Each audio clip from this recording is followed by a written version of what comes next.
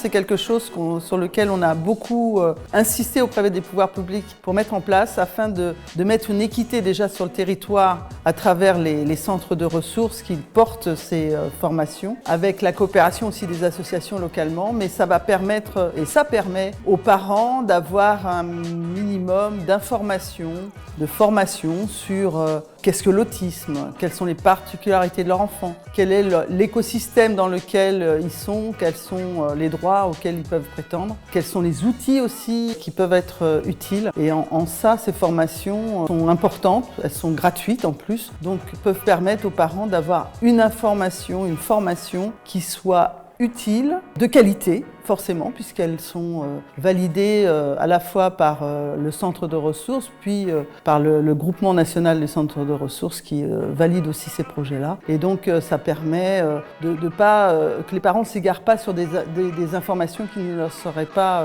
utiles ou qui ne seraient pas conformes aux recommandations de bonnes pratiques. C'est un moment important parce qu'on fait toujours un bilan. Ça permet aussi, comme on l'a vu dans cette journée, de faire aussi, de jeter un regard sur certaines pratiques locales, des types de formations que certains ont mis en place, qui peuvent être aussi intéresser d'autres et être des exemples. Donc je pense que c'est bien toujours de faire un point, un bilan, de savoir où on en est, qu'est-ce qu'on va faire, comment les choses vont évoluer. C'est un projet qui a pratiquement 10 ans, donc je pense que c'est important d'avoir ce retour d'expérience pour que chacun puisse se projeter aussi dans de nouveaux projets.